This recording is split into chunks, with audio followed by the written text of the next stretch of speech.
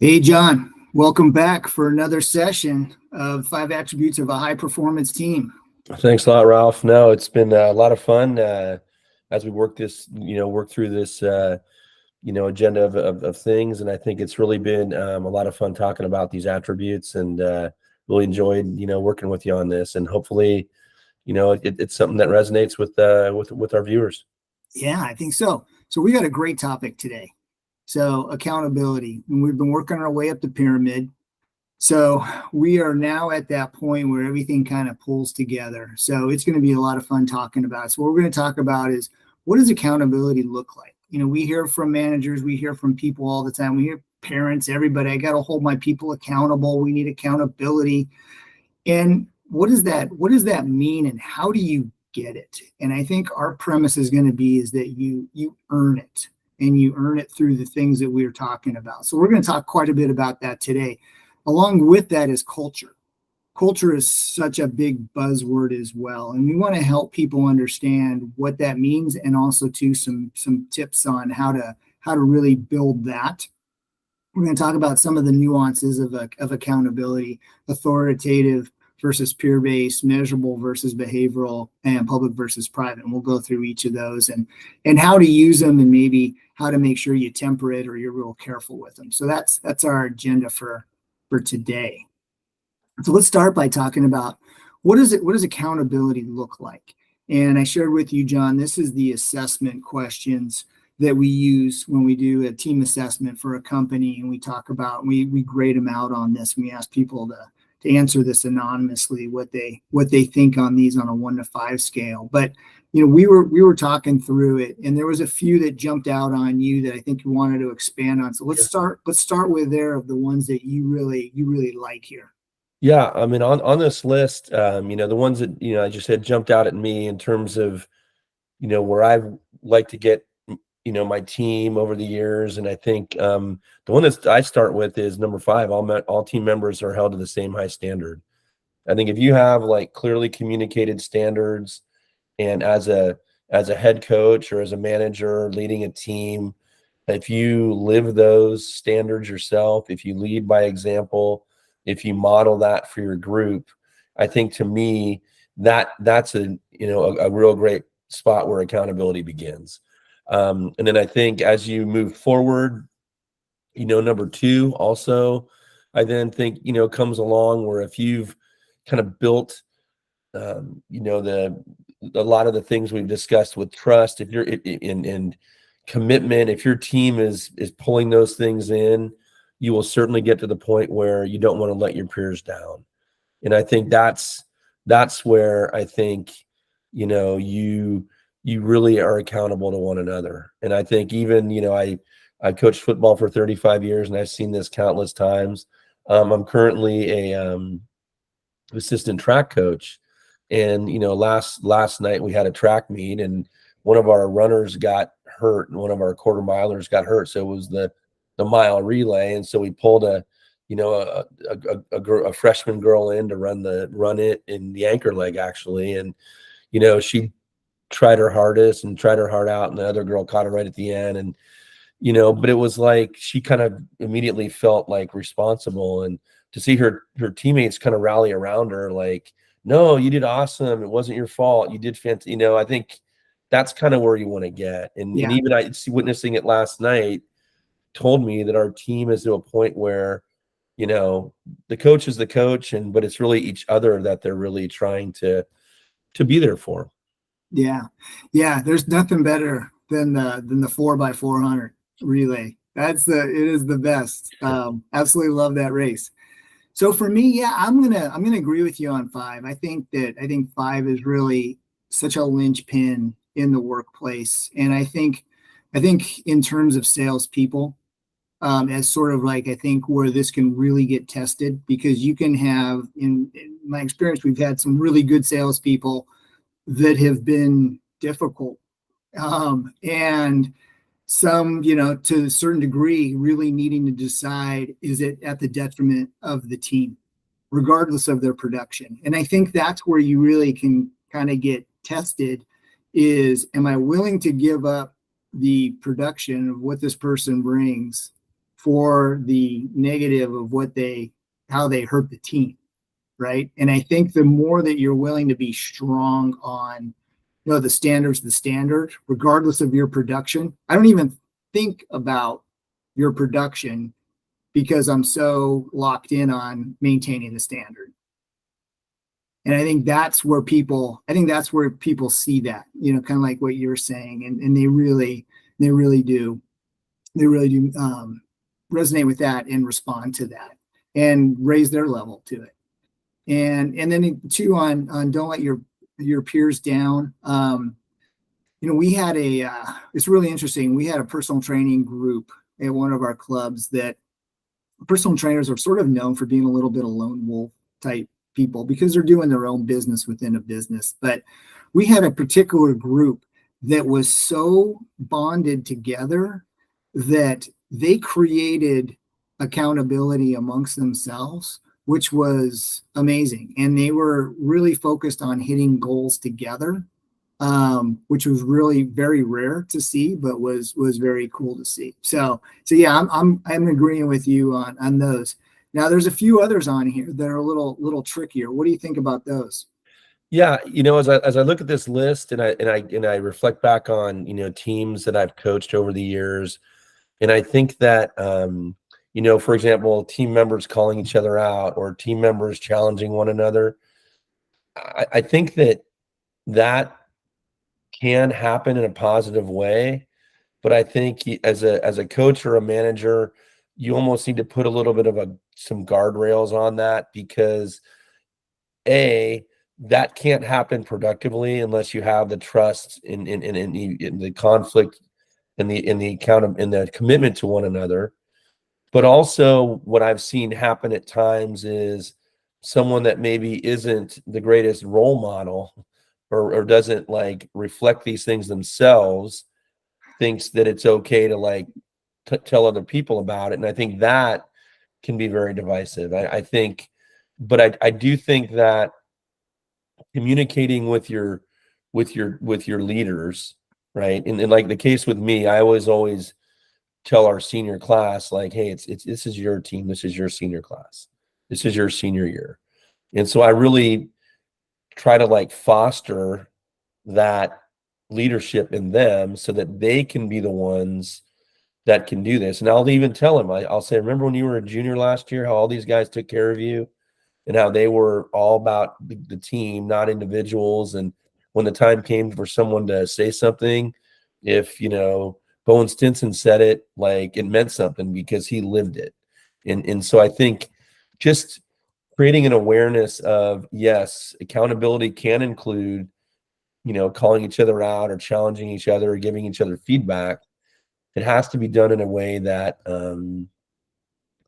is within the realm of what our team's all about and what our values are all about. Yeah. And I think, like we were saying, is that I think it's the highest order, right, of a team. And when we talked in the very first session, we talked about the best team you've ever been on. And the best team, there's something rare about that. And I think that these things can happen, but it's rare. And it's something to aspire. I think it's something for all teams to aspire to, because they can get there, but it is a very delicate. You can't jump to everybody calling each other out without all the other things involved. I'm gonna focus on number 4. Then I'm gonna take team members offer unprovoked constructive feedback. And I think that's a really, really great one, in that when the team has come so far that I can give you feedback, John, without you necessarily asking for it, that we've established this relationship where I'm like, I don't have to ask permission to give you feedback because I'm in on you, right? So if I'm giving you feedback because of our relationship, it's because I care about you and I want to see you do better. And I think that that's another high order thing where we've established in ourselves this level of, we're all committed to getting better at such a high level that I want the feedback.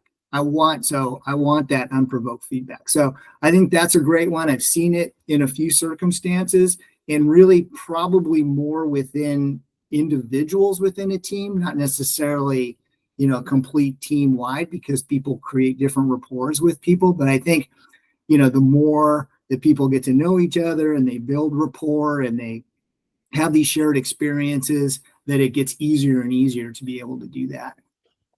Again, I think you're absolutely right. And I think that's where, if we go back, to the idea of trust, if you truly trust someone and they trust you, and there's been a rapport and a relationship built, there's an understanding of one another beyond just the numbers, that sort of constructive feedback would land and probably resonate in a very positive way, or it could. Whereas if you don't have those things in place already, unprovoked constructive feedback might, like you said, become a point of contention, or could create, all kinds of dynamic problems with the group dynamics right out of the gate. Yeah. We talked about the terminology of earning the right to be able to do that. And when we've established this relationship, then we've earned that right to be able to do with each other and the team. All right, great. Anything else on here before we jump off? No, I think that's a good, but again, I think that's a great discussion point for any group to kind of put these out and have them assess. And, even just us talking together here, there are a lot of interesting, points can be made on all these things. Yeah. A lot of nuance in all this. There are such simple little statements, but each one you could spend a day's retreat on if you wanted to. So we talked about that. I prefaced at the beginning that we're going to talk culture, and I love culture. I love talking about it because there's so much information about it, but it's so blobby, nebulous, right? It's like hard to define necessarily, but we're gonna take a shot at that today, and we'll run through what we've got here. So culture, and sort of in a blanket statement for your reaction, John, is, do the actions of the leader match the mission statement, whatever the mission statement is for that group? So I wanted to get your reaction to that as a coach, as a teacher, in all your experience. Well, first of all, I really believe one of the things I believe more strongly than almost anything about coaching and leadership is a team is a reflection of their coach, or they become a reflection of their coach. So how you carry yourself, how you respond to adversity, how committed you are to the mission, how accountable you are to your group, that will set the tone for everyone on your team. And, I can't tell you how many times I've, over the years, and, 35 years in different locker rooms and at different high schools, I'll, walk in the locker room and there'll be this glossy, like, mission statement from a school that, we believe this, or these are our values. And then you go play them and it's like, none of that bore out. So I think, really living what your mission is big, and it starts with the coach. And I think, how we treat each other, having that trust, and for me, that starts with every member of your team needs to feel valued. They have to know that believe they're important, and you have to, your actions have to show them that. Whether that means I'm not just coaching the best wide receiver, I'm coaching all the wide receivers. I'm giving all of them feedback.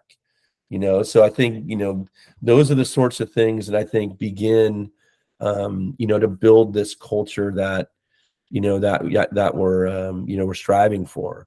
And I guess if you don't mind, I can jump down to, the what gets tolerated is another big one for me.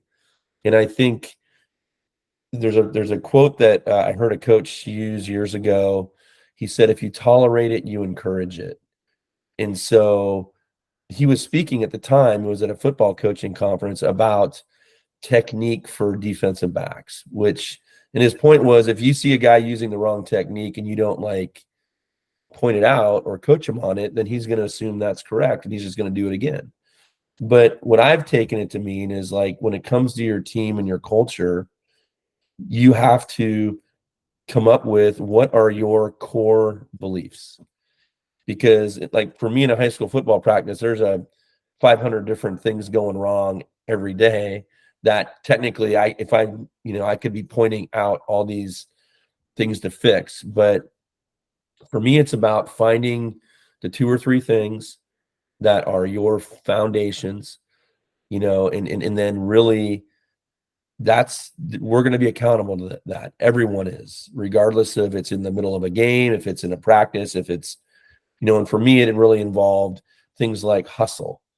Like that was a bottom line. If I saw a guy not hustling or loafing, whether it was a practice or a game, that was addressed. Certainly, we have a team first mentality.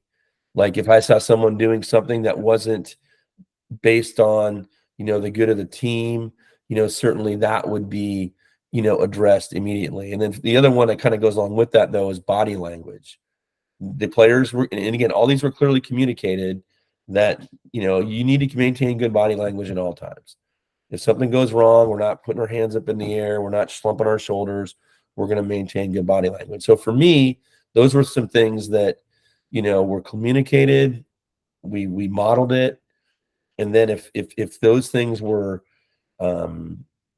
if the players got away from those, it was certainly, addressed in real time and held them accountable on that. Yeah, what I love about that, John, is that none of those things had anything to do with the skill of football. And it wasn't like, hey, well, the starters are expected this, but the other players, we're not so worried about it. No, this is for everybody, regardless of who you are. This is the standard we're all set. And then your skill level, that's just above, right? That's just okay, you want to exceed, then you just keep building on that. But I love the notion that it's just this is the price of entry on this team is this. And if you can pay that price, then great, you're part of the team, regardless of your skill level, right? Because you're valued and you're important. And I think, when we look at these in terms of work, I think, that congruence between mission statement and managerial behavior, especially as you go down the rank of managers, maybe at the top level, right? And then you start getting a couple layers down. And you start looking at are those managers, are they fulfilling that mission statement? And that's where people really start to understand, are they a part of something special, or is this just lip service and everyone's just kind of doing their own thing? And I think, when you're not willing to establish what those rules are, then you just end up with a big vanilla, non-differentiated team, non-differentiated product. And it's like, who cares? We'll just be mediocre and I'll just show up for work.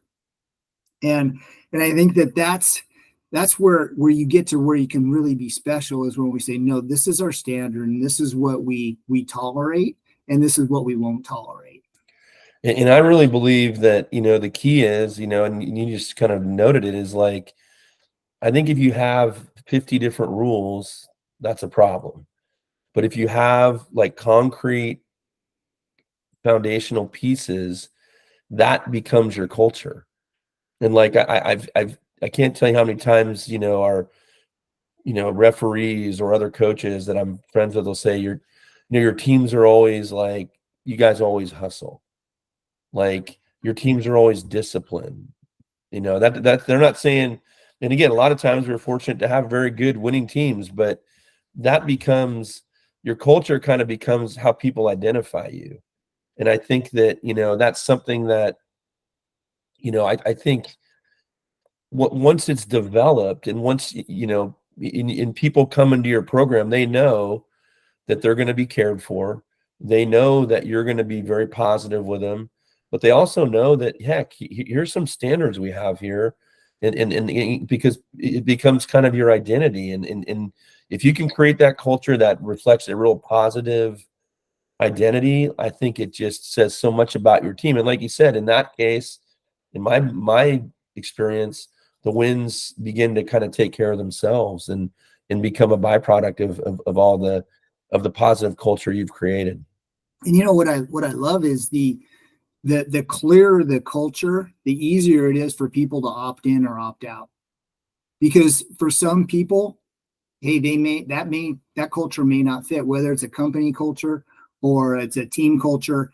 That may not work for them, but the clearer that it is and the most well defined it is, makes people say, that's something I want to be a part of and that's special.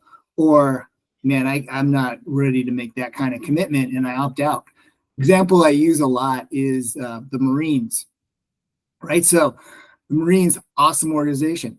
I would not be a good Marine because I know what the expectations are for the Marines. I think that that's like great culture, nothing wrong with it, but it's not for me, So just using that as sort of an extreme example is kind of hopefully enlightening. Yeah. So what we wanted to do is we wanted to give people some opportunity to kind of like, okay, what are some notes that I can make to help work with my culture?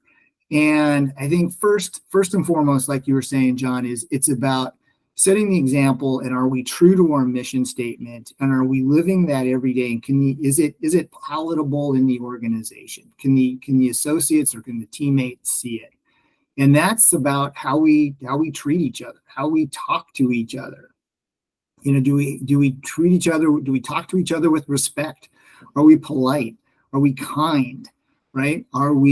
Do we give each other the benefit of the doubt? Those types of things where we've built the trust. And what I did was I wanted to tie the pyramid back here, but where people could see that, no, this is the way we treat each other here. We respond to emails because I know somebody's waiting on something. I'm considerate about getting to meetings on time because I know somebody else prepared for that meeting. And my responsibility is to be to that meeting on time and be prepared myself. So those types of things, like we talked a lot about in conflict, we talked about the conflict continuum and people being able to weigh in to a decision in order to buy in so we can get to a level of commitment and then accountability. And so how we make decisions, do we make them just from the top down and this like, here's what we're doing? Or do we work from the bottom up and get ideas and get people's buy-in and that type of thing? So these are the cultural things that I think that people can take a look at their teams, their companies, their work groups, and say, how are we doing on these things and where are our opportunities for improvement? No, and I mean, I think you're absolutely correct. And even, one of the things you mentioned about people opting in or people opting out, I mean, for me, the culture is been built by players and coaches for a long period of time. And so, I'll tell guys, I'd love for you to be part of this.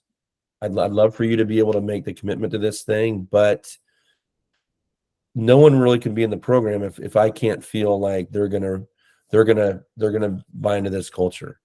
And so, times it's even been really good players, and I've just said, hey, I mean, high school football is not a required activity. If you feel like you can be part of this, that would be fantastic. But if you can't, you can't. And we would just part ways, and I think a lot of it becomes, as you've said a few times, is sort of self-selection. And I look at self-selection in a good way. Like, yeah, the culture you create, people want to become part of that. They see it. They say, wow, that looks cool. That group looks tight. That group looks like they got each other's back. They're going the extra mile. They're not too cool to hustle. And so I think the self-selection thing can actually make your team even stronger. So I think, time spent and like reflecting on your culture, I think is such a valuable thing for any team, managerial group, business, whatever, because it can make such a difference. Yeah. No, that's awesome. Have you had any kids that opted out? Oh yeah. No, I mean, I've had good players that just, and it's one of those things that, and the thing of it is, like, if you're consistent and you are positive, and if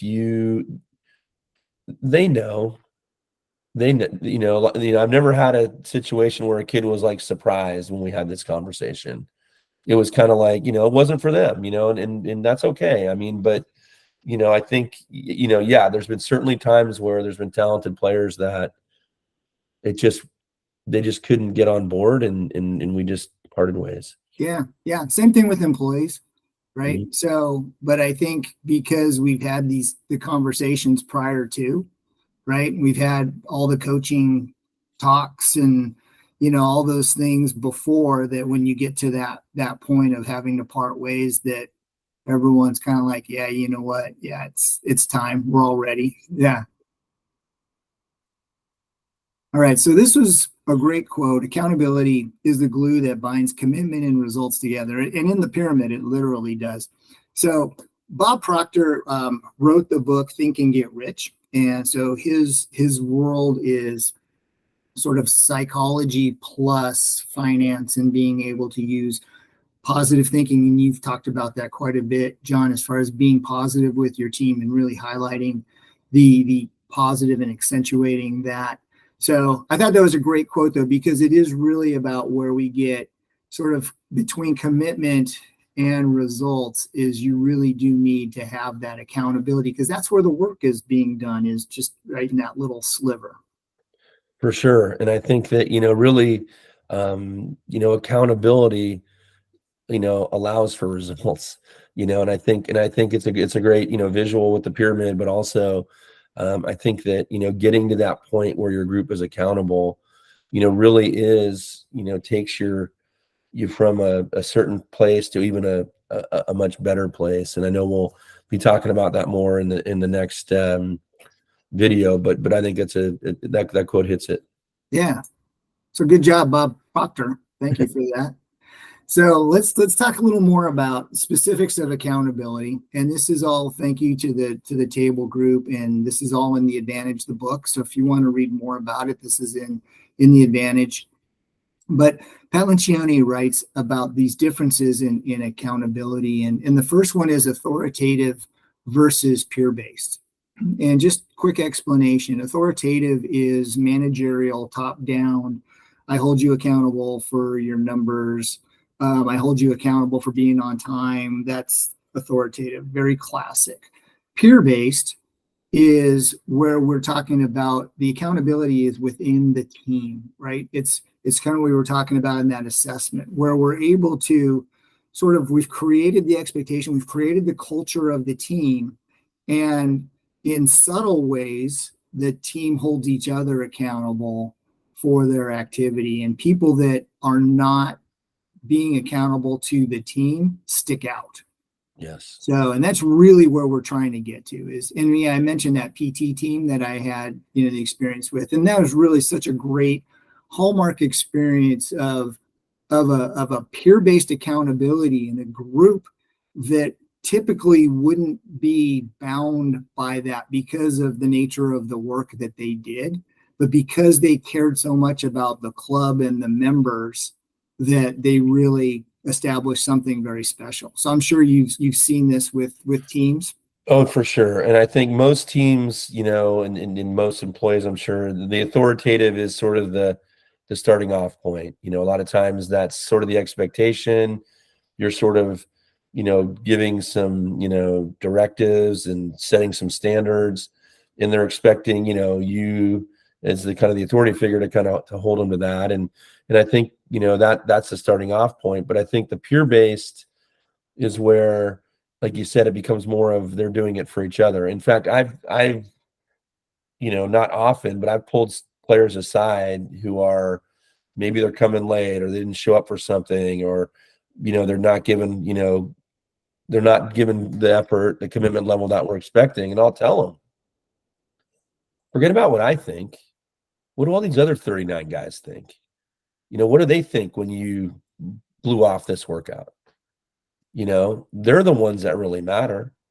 And so I think that's, I think, and again, a lot of times the player has never thought of it that way. They're like, like, yeah, maybe you're right. So I think, kind of, again, we're all going to start off with the authoritative piece, but I think the more the tighter your team, the more the peer base comes in. And at the end of the day, that's what they're really, we've kind of said they don't want to let each other down. They don't want to, they're going to go the extra mile for each other. And I think that's, and it again, I think the evolution of a team or a group, it's not something like where there's not a line of demarcation where you tell your guys, your team, where you tell them, all right, we're going from authoritative accountability to peer based, ready to go. It's like it gets there, and I think you can kind of feel it getting there. And as a leader, you want to sort of lean into that and kind of help foster that process along. Yeah. I think it almost could be, you almost be diagrammed as a spectrum, right? With authoritative on one side and peer based on the other. And you're always, it's dynamic where you're moving, right? Teams moving, you may have a little setback. You may have to, pull a little more weight at some points, but sometimes you can sort of, later in the season or as the managerial team develops and spends more time together, you can kind of ease off. And yeah, so I think that's great. So the next one is measurable versus behavioral. And so just by way of definition, this is an interesting one to me, I think, because measurable accountability is really about being able to look at numbers, look at something objective and say you did or you didn't, and I can hold you accountable for that. And easy example are sales numbers. That you didn't hit your sales number, therefore I'm going to hold you accountable for for not doing that for the next couple months. We're going to put you on an improvement plan, kind of a thing. Behavioral is the higher order, and that's really about looking at what the person's behaviors are prior to getting to the measurable, and then being able to make accommodation, being able to do the coaching early before we get to measurable. So when we see the example of the behavior of a salesperson who isn't following up in time, they aren't making their calls, they're not timely in their responses when people call in, they don't provide good customer service. Those are all behaviors that we could see and we could correct early, but it's a lot harder, right? It's a lot harder to intervene because it's subjective. And you could talk about, hey, you know what? I thought you sounded rude in that call. No, I wasn't. So it's an easy, right? That's what happens in these subjective things, but it gives the opportunity to talk about expectations and create accountability around the behavior, not just around a number. And although it's stickier and it's harder, it's a much more effective and a much more productive because we do it before there's failure. For sure. And I mean, in seeing this, like in the realm of high school football, like we'll have, 6 weeks of summer, kind of from when school lets out until the third week of July. We'll have like basically 6 weeks of summer, strength training, 4 days a week, 4 mornings a week. And I'll always I'll buy myself a poster board and I'll take roll every day and it'll be up on the wall, like so-and-so's here all 4 days. And so that's, clearly you're measurable, but really there's a difference between checking the box of I'm being there at, 7:45 in the morning to I am putting in the work. I'm working my tail off. I'm encouraging my teammates. I'm spotting my partner. I'm challenging myself physically. Those are two totally different things. And I think that, you're absolutely right that it's much more subtle and the conversations can be, trickier. But I also think that it's very evident, I think, to not only the leader, but also to the team members, so I think but you're right. It is such a critical piece. And one of the things like I've, sometimes like with my team, like on a Wednesday morning in the summer, I'll say, hey, our first game's against Roseburg. And I'm pretty sure Roseburg's probably got a weight training session going on right now. So what I want you to think about here is if there was a camera in our weight room and a camera in their weight room and some third party that we don't even know was shown both videos, who's going to win it? Who are they going to point to and say that is the better team? And so we want that to be us, as in right now. So let's, I think that's one thing, a trick I've used before, and it's true. I mean, Yeah. if they can kind of realize that, oh yeah, you know what, it's not just being present in a weight room, it's how do we go about this? So that's an example that popped in my mind about how I've tried to manage this. You know what? That is so good, because we talk about that in that exact same example in terms of meetings. And if you could see your competitors' meetings versus your meetings, because we talk about in terms of, preparation for a meeting, and having the agenda, having everybody prepared, ending with clarity, making sure everybody knows what they're doing, right? All those things, those disciplines on meetings. And if you can do that well, it's a huge competitive advantage against the people that, in your market, your world. And so great example. And yeah, no, I love the weight room one because it's so descriptive, and you can just see high school kids, kind of messing around, or just like the serious hardcore kids. So, and I do think that this speaks so much to, it ties right back to culture, right? Like we were talking about, is like when you can get the peer-based and the behavioral or accountability kind of, combination sort of skew to that side, man, you've got something special as far as culture goes.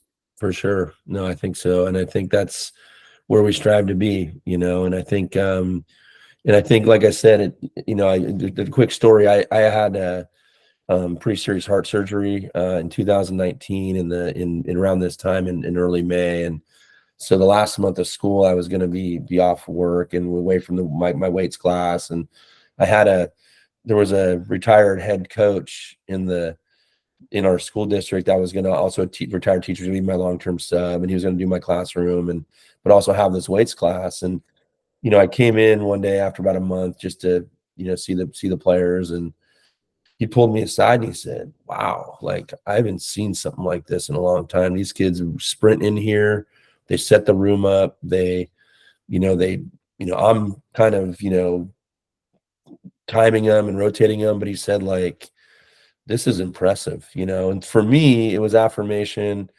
And again, the surgery wasn't expected. I didn't give these guys like 3 weeks notice that I was going to be gone. It just happened. But like for me, it was a kind of a validation of our culture that I wasn't even there, and here's someone that's a Hall of Fame coach kind of noticing this and taking the time to tell me about it. So I think that's sort of where you want to be, and you can feel good about that when those kinds of things come your way. Yeah, totally. Well said. So the last one we have here is public accountability versus private accountability. And this one is, I'm going to challenge people a little bit on this one, because we're sort of taught generally that public accountability is really kind of frowned upon. And in the correct environment, it could be completely appropriate, right?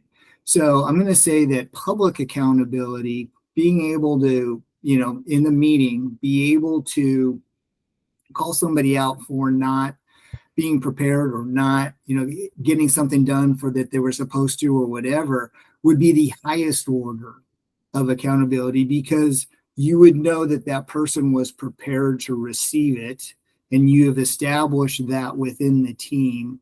And because of the things we talked about, because of that peer-to-peer, not wanting to let their peers down, that person would probably say, you know what, that's my bad. I'm sorry. I should have been prepared, and taken accountability for it, right?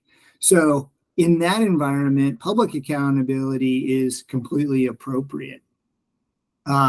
Versus having to do it necessarily always one-on-one, and there's always going to be, there's absolutes that you have to do private, no doubt about it, but we're talking generally about this opportunity of moving to this high level of accountability within a team, where the team is so bonded that you could literally say anything productive, obviously, but that to hold the team accountable because people are that committed to each other. And I absolutely agree. But I also think, like you said, I mean, this public accountability without those, the previous the foundation of that pyramid could be a disaster.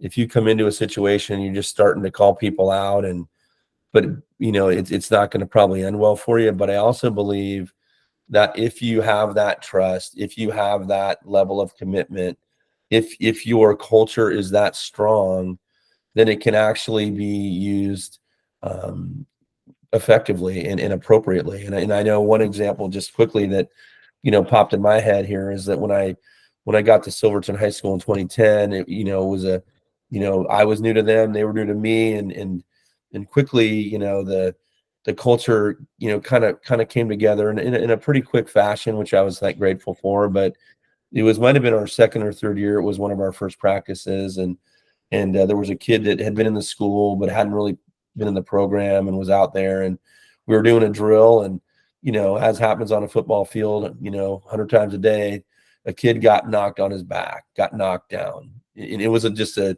the course of a drill. It wasn't even a tackling drill, but this kid laughed, oh, look at that guy getting knocked over. And I just stopped everything, and I'm like, whoa, we don't laugh at our teammates. Everybody is going to be knocked down on this field. But if someone gets knocked down, the last thing we do is laugh. What we do is we help the kid up and we move right along. And so, I mean, that was an example of like publicly, I didn't, embarrass the kid. I didn't like berate the kid, but it was like, this is not, and again, we don't laugh at our teammates if they get knocked on their butt. We help them up and we move on. Yeah, and I think probably like the reaction was because it went against your cultural stance, right? Sure. It was one of those fundamentals of your culture that was you were willing to risk it with this kid to create public accountability because it was that important, because it was one of your fundamentals of team first, For sure. right? And how we treat each other. And it was that important. So, but yeah, 100%. We got to put a caution tape around public accountability and making sure that you're using it right, because you're right, man.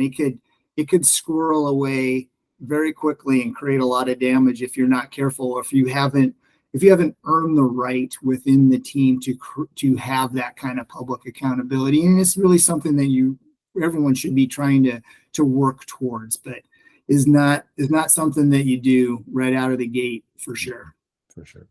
Yeah. No, I really love that in the terms of how you put that with the context of your culture you set up, John. Thank you.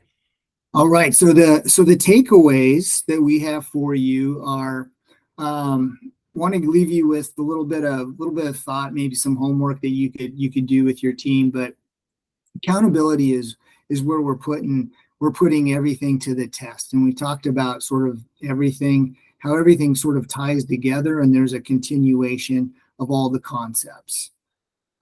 Ultimate goal is peer-based behavior accountability. We just talked about that quite a bit, but really getting to where I can move my team towards where they could be accountable to each other and they can hold each other accountable, and really working on behavioral accountability. So those are my two.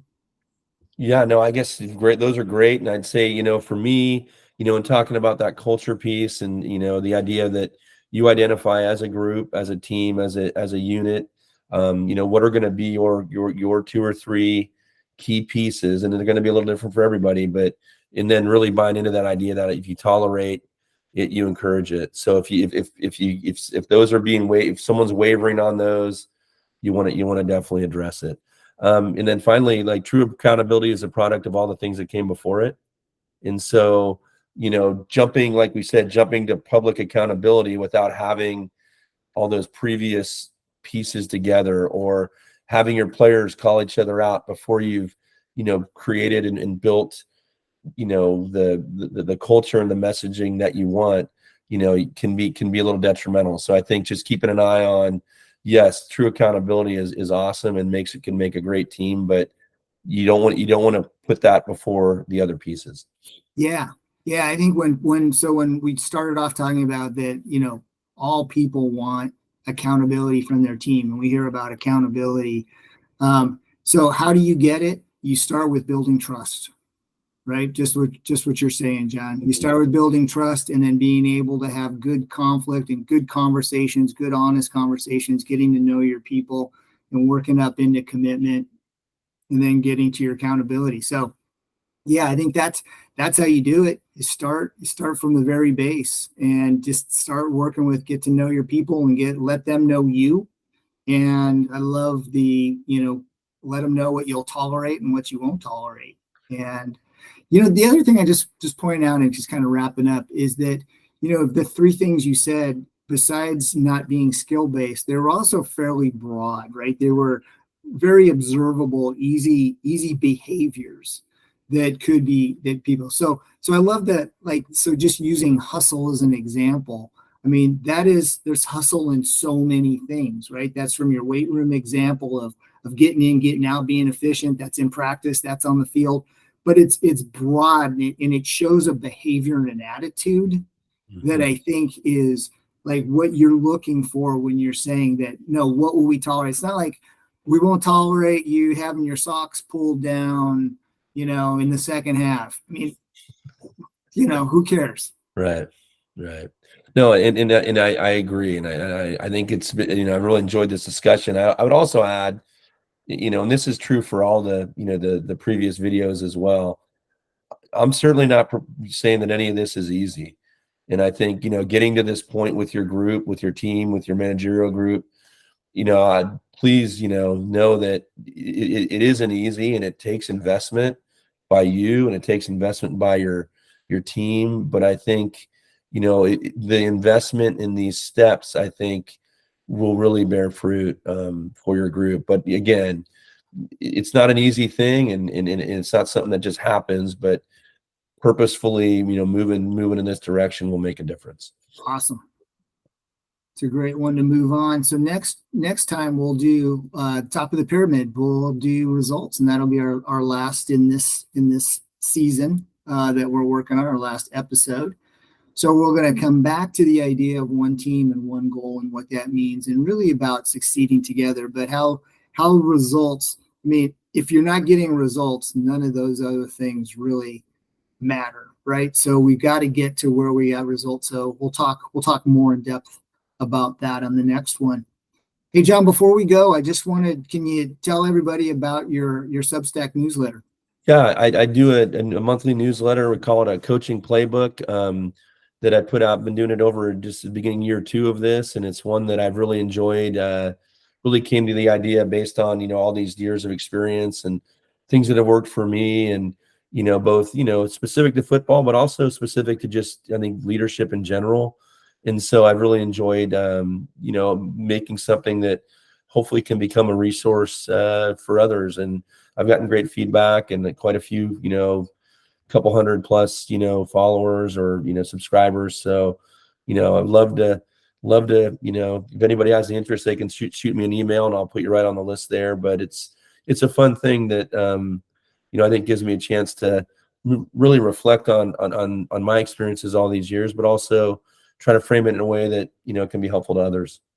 Yeah, I think, yeah. So they can find it by searching Substack newsletter, right? And then search your name, John Mannion, so you can find it that way. Yep. Yeah, and 100%, because I get it and I read it as soon as it comes out.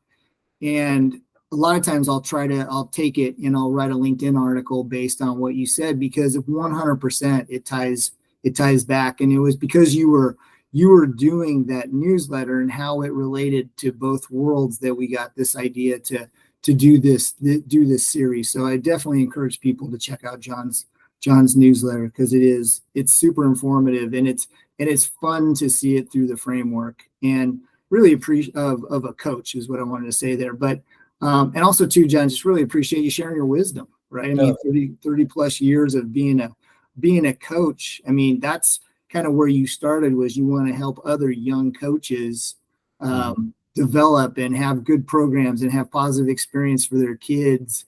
And so, it just comes from such a great place that you started doing this, but it just has so many other applications to it, broader than football coaches. No, I probably really appreciate the kind words. And again, I really enjoy it. And again, kind of bringing it back to what we're doing together here, I mean, really, my goal, and I know yours as well, Ralph, is to again, to be a resource for others. And that's kind of the place we're coming from, is if there's things that, we can share that can help, folks, improve their teams or their groups, then that would just be terrific. Yeah. Yeah. So I think what John's delicately saying is we're available for speaking engagements. So, and for team building. So we'd be happy to help your teams with and dive into a lot of these different concepts that we've been talking about. So, all right, John, I think we'll leave it there for tonight, unless you have anything else. No, looking forward to the next one. Can't wait. All right. So yeah, please take a look. And if you haven't watched all the other series, please do. This is the fifth one of the series, but some have more views than others. So we'd love for you to check out the other ones and maybe start from the beginning and work your way through. So John, see you next time, and thanks for doing this. Thank you. Good night.